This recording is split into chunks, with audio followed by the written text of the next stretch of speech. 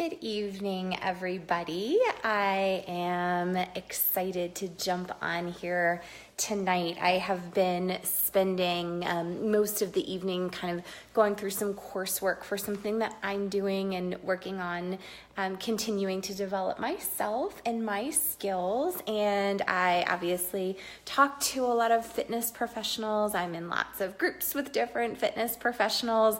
And I've also been in the industry for almost a decade. So got some experience here. And what I want to talk to you about today is something that I think I really struggled with in the beginning when I first got into fitness, when I first opened my gym, when I was a personal trainer in a large health club. And there are some things that I learned in doing all of those different kind of career paths through fitness that I think are really valuable, and they still certainly apply to the businesses that I have today. Even though I don't train clients anymore, I do some online weight loss coaching, but it's very different from obviously having personal training clients and being in a gym setting and that kind of thing. So I just want to share a couple of insights, and a lot of this is going to be around sales and mindset around sales. So it's kind of twofold here, if that makes sense. The first thing that I want to emphasize, the very, very first thing, is that this is not about you, okay? So when you're working with clients, it is not about you. It is not about your body, your training methodology, the eating plan that you want to follow. And I made a lot of those mistakes in assuming those things. So I used to be really into kind of Whole30 style eating. And I thought, I'm going to impose that on my clients. I had particular goals around strength and things like that. And I would impose those things on my clients.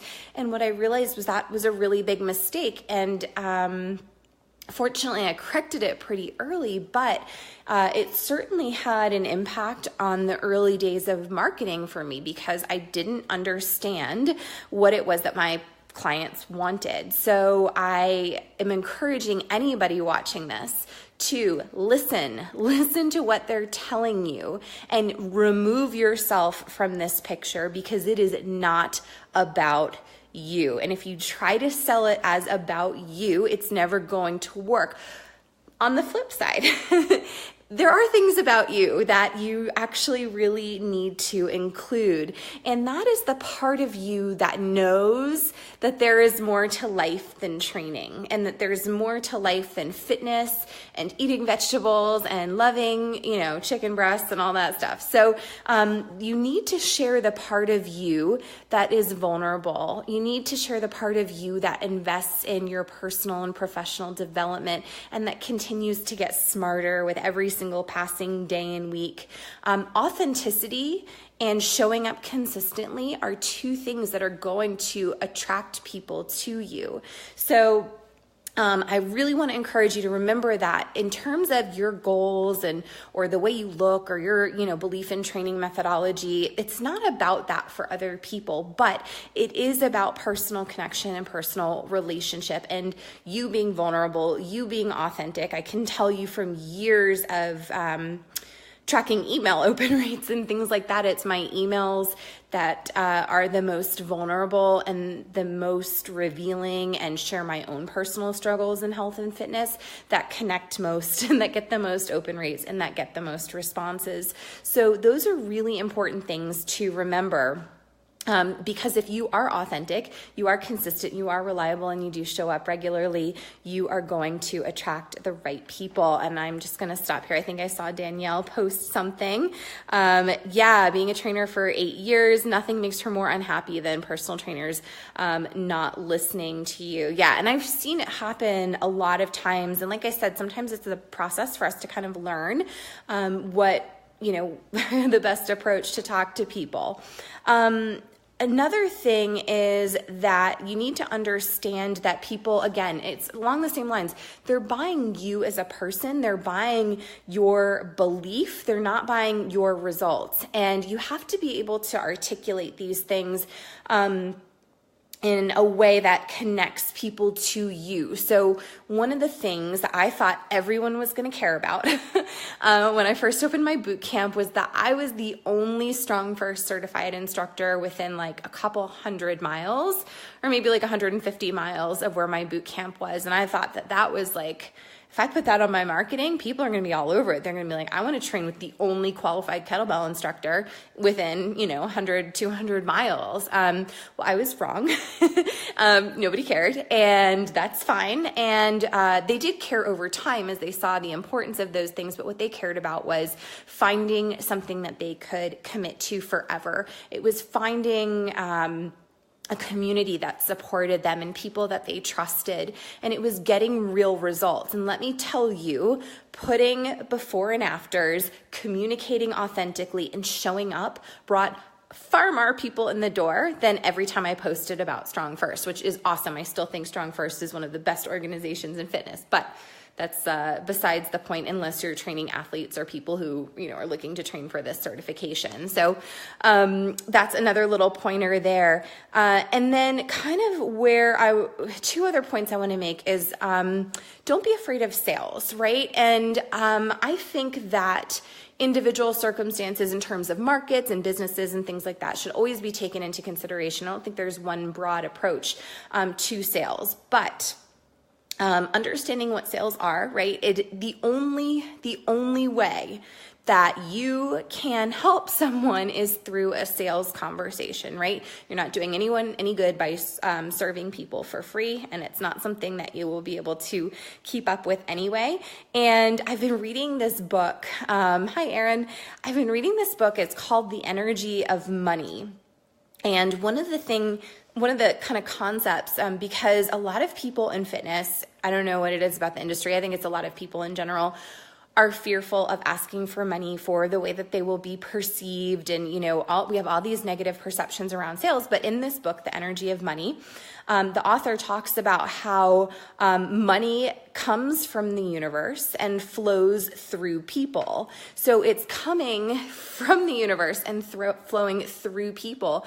And it's really interesting if you start to think about all the different hands that the money that you're receiving has exchanged and what uses it's had, and what value transactions it's been part of. So it's just kind of I recommend the book. It's a different way to start to think about money, and it will allow you to really own your worth, to not sell yourself short. And I'm not even necessarily talking about pricing, but to be 100% confident in what it is that you are asking for. You're asking people to commit. And when you get people to commit, guess what you get to do? You get to fulfill your purpose. You get to watch these awesome transformations happen for your clients. I got to see it so many times, and that would have never happened. And I saw people lose 100 pounds in my gym. That would have never, ever happened had I not asked for the sale. So you have to remove that selling is dirty concept from your mind. And remember, just like the book I was mentioning, The Energy of Money, talks about, is that money is part of the universe and it flows through people. It's a really interesting book. And the last thing that I want to say, and this is actually something that I talked about in a Facebook Live last night, so I'd love for you to check that out if you haven't seen it already, where I'm really talking about how I've kind of uncovered my own purpose and mission in life, and really kind of the deep desire from where I wish to operate. But that is that you need to stand strongly for something, okay? So don't be neutral. Don't be the person who wants to please everyone and can accommodate everyone. I've done that, and I did that when I was a personal trainer before I had my gym. I kind of like just served everybody, because you kind of have to at some points. But stand for something and be okay with everyone not being your friend and not liking you, and maybe other trainers criticizing what you do or your philosophy. Be okay with those things. And you want to operate from a mindset of abundance versus scarcity. So know that even if what you say and you draw lines in the sand and you don't agree with everybody, be okay with that happening, right? So it used to be where, if somebody unsubscribed from my email list, it was like heart-shattering, right? But you know that you're doing something right when not everybody agrees with you, because you're not trying to please everyone. And that goes back to who you're going to attract with your vulnerability, with your truth, and with your authenticity.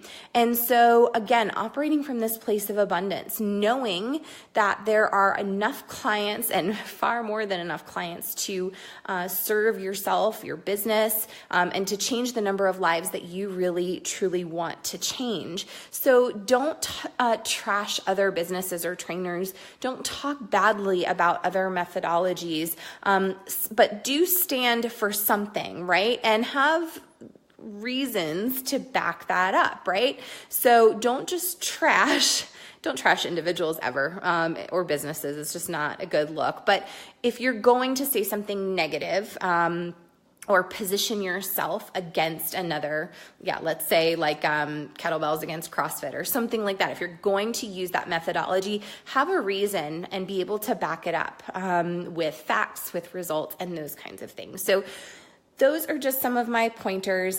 Know that the universe is abundant. There are enough clients, there's enough money, and with the right mindset approach to all of those things. I'm kind of feeling like the word mindset is way overused right now, and this Facebook Live will go on for 30 minutes if I continue to elaborate on that. But know that through your vulnerability, through your authenticity, through your ability to genuinely put out into the world that which you want to receive, you are going to attract the right people to you. And it's not about you, your results, how you train, right?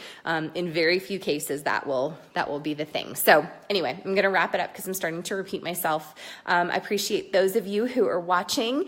Leave me a comment and let me know if this resonates with you, for better or for worse. And hope everyone has a fantastic night, and I'll talk to you soon.